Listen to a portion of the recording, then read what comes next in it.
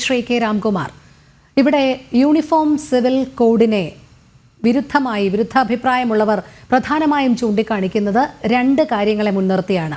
ഒന്ന്, വ്യക്തി നിയമങ്ങൾ പിന്തുടരുന്നവരുടെ വികാരങ്ങൾ ഹനിക്കപ്പെടും. രണ്ട്, ഭരണഘടന തന്നെ ഉറപ്പു നൽകുന്ന ആർട്ടിക്കിൾ 371 പ്രകാരമുള്ള ട്രൈബൽ വിഭാഗം, ഇവരുടെ സാംസ്കാരികപരമായിട്ടുള്ള പല ആചാരങ്ങളും ജീവിത ശൈലികളും എഴുതി മാറ്റപ്പെടും എന്നുള്ളത്. ഈ രണ്ട് വിമർശനങ്ങളെയും താങ്കൾ എങ്ങനെയാണ് കാണുന്നത്?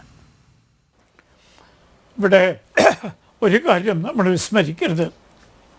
ഈ രാജ്യത്ത് നിർഭാഗ്യവശാൽ സതി എന്നൊരു ഏർപ്പാടുണ്ടായിരുന്നു. ഭർത്താവ് മരിച്ചാൽ ചിതയിൽ ചാടി ഭാര്യ മരിക്കുന്നത്. അതെങ്ങനെയാണ് നിർത്തിയത്? സാമൂഹ്യ പരിഷ്കരണം കൊണ്ടാണോ? ബോധവൽക്കരണം കൊണ്ടാണോ? സ്ത്രീ ശാക്തീകരണം കൊണ്ടോ? അല്ല, കർക്കശമായ നിയമം കൊണ്ടുവന്ന് അത് നിരോധിച്ചപ്പോഴാണ് സതി എന്ന അപരിഷ്കൃത പരിഷ്കാരം ഈ രാജ്യത്ത് മാറിയത്. അതേപോലെ തന്നെ സ്വാതന്ത്ര്യം കിട്ടിക്കഴിഞ്ഞ് ഭരണഘടന വന്നു കഴിഞ്ഞ് ഹിന്ദു കോഡ് ബില്ല് അവതരിപ്പിച്ചു. ശക്തമായ എതിർപ്പായിരുന്നു യാഥാസ്ഥിക ശക്തികളുടെ എന്ന് പ്രമുഖരായ കോൺഗ്രസ് നേതാക്കന്മാർ പോലും അവരോടൊപ്പം ഉണ്ടായിരുന്നു. എന്നിട്ടും ആ നിയമങ്ങൾ പാസ്സാക്കി.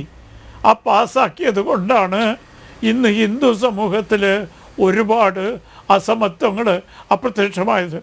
എൻ്റെ സുഹൃത്ത് പറഞ്ഞു, സാമൂഹ്യ പരിഷ്കരണം കൊണ്ട് മാത്രമേ ഏകതയും സ്ത്രീ ശാക്തീകരണവും ജെൻഡർ ഈക്വാളിറ്റിയും ഉണ്ടാവൂ.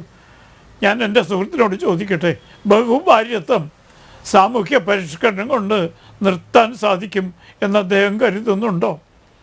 2025 കേരളം പോലെ ഒരു പരിഷ്കൃത സമൂഹത്തിൽ ഇന്നും ബഹുഭാര്യത്വവും മുത്തലാഖും നടപ്പിലാവുന്നുണ്ട്. ബാപ്പ മരിച്ചാൽ സ്വന്തം സഹോദരനോടൊപ്പം സ്വത്തിൽ പങ്കിടാൻ പറ്റാത്ത വിലപിക്കുന്ന സ്ത്രീ സമൂഹം നമ്മുടെ രാജ്യത്തുണ്ട്. ഇത് തുടർച്ച വേണമെന്നാണോ മിസ്റ്റർ വേണുവിൻ്റെ അഭിപ്രായം? ആണെങ്കിൽ താങ്കളുടെ പ്രസ്ഥാനം സോഷ്യലിസമോ സമത്വമോ അല്ല വിശ്വസിക്കുന്നത്, മറ്റെന്തോ ആണ്, ചില്ലറ ലാഭനഷ്ടങ്ങൾക്ക് വേണ്ടി. അപ്പോൾ നിയമം കൊണ്ട് ശ്രീ ഗോപകുമാർ പറഞ്ഞ പോലെ നിയമം കൊണ്ട് മാത്രമേ ചില കാര്യങ്ങൾ. സമീപകാലത്ത് ശ്രീ KT ജലീൽ, അദ്ദേഹം RSS അല്ലല്ലോ, അദ്ദേഹം ഒരു അഭിപ്രായം പറഞ്ഞു. മദ്രസയിൽ പഠിക്കുന്ന കുട്ടികൾ പലരും വഴി തെറ്റിപ്പോണു. ഇത് മുസ്ലിം മതപണ്ഡിതന്മാർ ആലോചിക്കേണ്ടതാണ്. വളരെ അർത്ഥവത്തായ അദ്ദേഹം ഒരുപാട് വിമർശിക്കപ്പെട്ടു. സ്വാഭാവികമാണ്. അദ്ദേഹം പറഞ്ഞത് ശരിയല്ലേ? അദ്ദേഹം ചൂണ്ടിക്കാണിച്ചു, മറ്റാരെങ്കിലും ആണെങ്കിൽ വർഗീയം എന്ന് പറയുമായിരുന്നു. അദ്ദേഹം പറഞ്ഞു, ചില പ്രത്യേക സമുദായ അംഗങ്ങൾ ചില കുറ്റങ്ങളിൽ പിടിക്കപ്പെടുന്നു എന്നത് വളരെ സൂചനാർഹമാണ്. ഇത് സാമൂഹ്യ പരിഷ്കരണം കൊണ്ട് നിർത്താൻ പറ്റുമോ? കള്ളക്കടത്ത് സാമൂഹ്യ പരിഷ്കരണം കൊണ്ട് നിർത്താൻ പറ്റുമോ? ഡ്രഗ് സാമൂഹ്യ പരിഷ്കരണത്തിന് മാത്രം വിട്ടുകൊണ്ട് നമ്മുടെ കേരളത്തിൽ ഭീകരമായി അവിടെ നിർത്താൻ പറ്റുമോ? കർക്കശമായ നിയമനിർമ്മാണം കൊണ്ട് മാത്രമേ ഇത്തരം ദുഷ്പ്രവണതകൾ നിർത്താൻ കഴിയൂ. നമ്മുടെ സാമൂഹ്യ പരിഷ്കർത്താക്കളെ വിശ്വസിക്കുന്ന നേരത്തെ ശ്രീ ഗോപകുമാർ പറഞ്ഞ പോലെയുള്ള അനുഭവങ്ങളാണ്. ഇന്ന് ഭാഗ്യവശാൽ അവസരം കിട്ടിയപ്പോൾ നമ്മുടെ മുസ്ലിം സമുദായ അംഗങ്ങൾ വളരെ വളരെ പുരോഗതി പ്രാപിച്ചിട്ടുണ്ട്. ഇന്ന് പ്രഗത്ഭരായ ഡോക്ടർമാരുണ്ട്, പ്രഗത്ഭരായ അഭിഭാഷകരുണ്ട്. IT മേഖലയിൽ ബാംഗ്ലൂരിലൊക്കെ സ്ത്രീകളടക്കം പ്രമുഖ സ്ഥാനങ്ങളിൽ ഇരിക്കുന്നവരുണ്ട്. എന്തുകൊണ്ടാണ്? മദ്രസ വിദ്യാഭ്യാസം മാത്രമായിരുന്നെങ്കിൽ അവർ ആ നിലയിലെത്തുമായിരുന്നു. മദ്രസ വിദ്യാഭ്യാസം മതി എന്ന് പറയുന്ന സാമൂഹ്യ പരിഷ്കർത്താക്കളെ മാത്രം നമ്മൾ ശ്രദ്ധിച്ചിരുന്നെങ്കിൽ ഈ രാജ്യത്തെ മുസ്ലിം സഹോദരിമാർ ഈ നിലയിലെത്തുമായിരുന്നു. അപ്പോൾ നിയമം കൊണ്ട് മാത്രം നടപ്പാക്കാവുന്ന പല കാര്യങ്ങളുമുണ്ട്.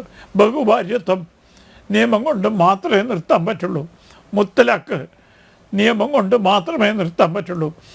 സ്വത്തവകാശം നിയമം കൊണ്ട് മാത്രമേ നിർത്താൻ പറ്റുള്ളൂ. അവിടെ സാമൂഹ്യ പരിഷ്കർത്താക്കളെ കാത്തിരുന്നാൽ പിന്തിരിപ്പൻ ആശയങ്ങളുള്ള പലരും രംഗത്ത് വന്ന് തടസ്സപ്പെടുത്തും.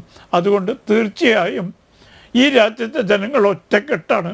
ഞങ്ങൾ ജാതികൾക്ക് അതീതമാണ്, ഞങ്ങൾ മതത്തിന് അതീതമാണ്, ഞങ്ങൾ സമുദായത്തിന് അതീതമാണ്, ഞങ്ങളൊരൊറ്റ ഇന്ത്യ, നാനാത്വത്തിൽ ഏകത്വം വിശ്വസിക്കുന്ന ഒരു പ്രൗഢ സമൂഹമാണ് നമ്മുടെ രാജ്യം എന്ന് വേണമെങ്കിൽ എല്ലാവരെയും ബാധിക്കുന്ന വ്യക്തിപരമായ കാര്യങ്ങളടക്കം ഏക നിയമം ഉണ്ടായത് അനിവാര്യമാണ്.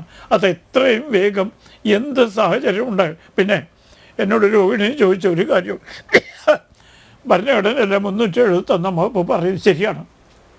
പക്ഷേ ആദിവാസികൾക്കിടയിലുള്ള പല അസമത്വങ്ങളും നിയമം മൂലം മാറ്റപ്പെട്ടിട്ടുണ്ട്.